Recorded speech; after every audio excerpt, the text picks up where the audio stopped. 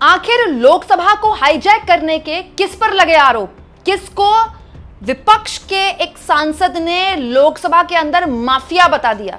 दोस्तों, आज तो जबरदस्त बवाल हो गया लोकसभा के अंदर। आप जानते हैं ओम बिरला पर आए अविश्वास प्रस्ताव को लेकर लगातार बहस हो रही है। दोस्तों, इस बहस के बीच अखिलेश यादव की पार्टी समाजवादी पार्टी के सांसद आनंद भदौरिया ने बीजेपी के एक सांसद पर आरोप लगाया कि उन्होंने लोकसभा को हाईजैक कर लिया है, वो इस लोकसभा के सबसे बड़े माफिया बन गए। दोस्तों, समाजवादी पार्टी के सांसद आनंद भदौरिया इसी मामले पर बोल रहे थे, अविश्वास प्रस्ताव पर ओम बिरला पर तमाम तरह के आरोप लगा रहे थे।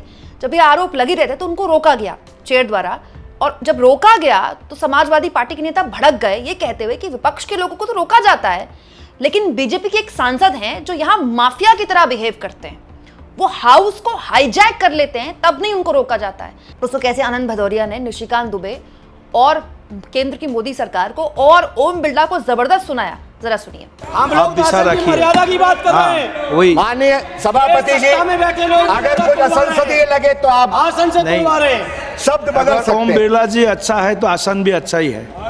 अरे दबाव इसलिए का है। भारतीय जनता पार्टी सरकार को बताना चाहिए कि गाजा इजराइल संघर्ष के बाद विश्व के कौन से प्रधानमंत्री ने इजराइल का दौरा किया। खतरा हमारी उन बहनों से माननीय प्रधानमंत्री जी को नहीं था, लेकिन मैं जानना चाहता हूं किसकी सलाह पर, किसने कहा जब युद्ध के मुहाने पर खड़े हुए देशों पर प्रधानमंत्री जी को यात्रा की, क्या उनकी जान जोखिम में डालने का काम किया कि हमारी बहनों से यहां उनकी जान जोखिम में थी। हम सलाम करते हैं ईरान के सर्वोच्च नेता अयतुल्ला खामनेई साहब को, जिन्होंने अपनी आपकी तरह अमेरिका के आगे घुटने नहीं टेके, बल्कि उन्होंने शहादत को गले लगाया और आपने अमेरिका के आगे घुटने टेकने का काम किया। आदरणीय सभापति जी, जिस दिन घटनाक्रम ये हुआ है जिसकी वजह से कांग्रेस पार्टी की अगुवाई में पूरे विपक्ष को अविश्वास प्रस्ताव लाना पड़ा, उस दिन आसन पर ज्यादातर समय सभापति ही विराजमान रहे। आप उस दिन की वीडियो फुटेज निकालिए। सत्ता पक्ष के एक माननीय सदस्य जो सदन के हाईजैकर हैं, सदन के माफिया हैं, खड़े हो गए। सब वर्ड जो है उसको हटा दीजिए। खड़े हो गए।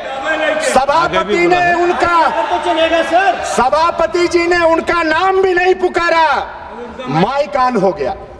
आप निकालिए वीडियो फुटेज और लगे न जाने कौन कौन सी किताबें दिखाने और उनका संदर्भ देने। हम लोगों ने पीठ से आपत्ति की, तब जाकर उनका नाम पुकारा गया बीच में।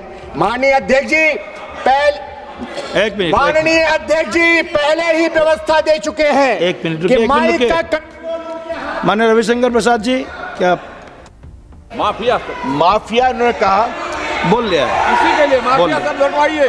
हटा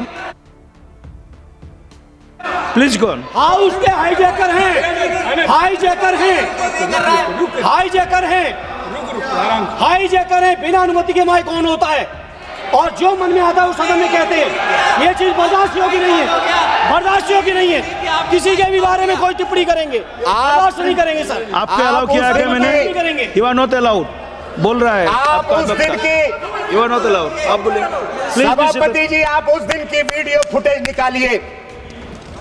भाषण आधा मिनट हो गया, 1 मिनट हो गया, हम लोग चिल्लाए कि सभापति जी आपने तो नाम ही नहीं माननीय सदस्य का पुकारा है। उसके बाद उन्होंने बीच में नाम लिया कि माननीय सदस्य का।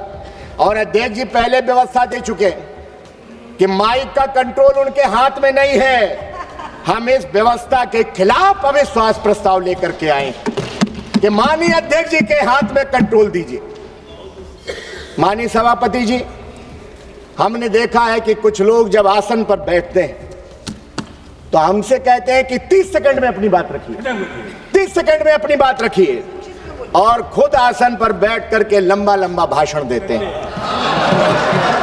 हम तो चाहते हैं कि आसन पर आदरणीय अयोध्या के से जीत करके आए पीडीए के हमारे बुलंद अलंबरदार आदरणीय अवधेश प्रसाद जी आसन पर बैठे, लेकिन भाजपाइयों के सीने में जब लाल टोपी देखते हैं तो उनके सीने पर सांप लौट जाता है। इसलिए आदरणीय सभापति जी, हम पूर्व की सदन की कार्यवाही देखते हैं, सदन का कैसा माहौल था, गौरवशाली परंपराएं रही हैं, बहस का स्तर देखते हैं, और जब आज की स्थिति देखते हैं तो फिर कई सवालात खड़े होते हैं और हम सबको आत्मचिंतन को विवश करते हैं। हम विपक्ष के खासकर नए सांसद दिल्ली की चमक दमक देखने नहीं आए हैं सभापति जी, कैंटीन में मेदू वड़ा खाने नहीं आए हैं, हम अपने अपने क्षेत्र की लाखों जनता की उम्मीदें लेकर के दिल्ली आए हैं। क्या 2014 के बाद आपने सांसद पद की गरिमा नहीं गिराई है?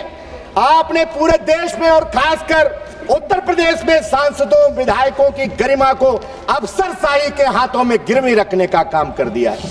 आदरणीय सभापति जी, जनता देखती है कि हमारे मुस्तकबिल का फैसला करने वाली संसद बढ़ती महंगाई, बेरोजगारी, किसानों की दुर्दशा, महिलाओं पर बढ़ते अपराध, मजदूरों के हक, शिक्षा, स्वास्थ्य, सामाजिक न्याय पर कब बहस करेगी?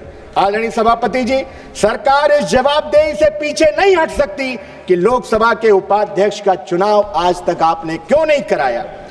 पता नहीं आप किस घमंड में चूर हैं। 7 सालों से लगातार आप संवैधानिक संस्थाओं को कमजोर कर रहे हैं। मैं तो आपके गुरूर पर 4 पंक्तियां कहना चाहता हूं, और राहुल जी चले गए, मैं चाहता था कि वो उपस्थित रहते। राहुल जी ने खोली है, आपके गुरूर पे कहना चाहता हूं, राहुल जी ने खोली है मोहब्बत की दुकान।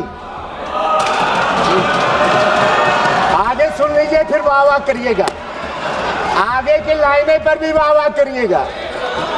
राहुल जी ने खोली है मोहब्बत की दुकान, क्योंकि नफरती लोगों को प्यार की जरूरत है, और जीत ने अंधा कर दिया है तुम्हें, तुझको एक हार की जरूरत है। दोस्तों, जो बात निशिकांत दुबे के लिए भदौरिया साहब बोल रहे थे, दरअसल ये वो दिन है जब निशिकांत दुबे कुछ किताबें लेकर आ गए थे। वो किताबें भारत में बैन हैं।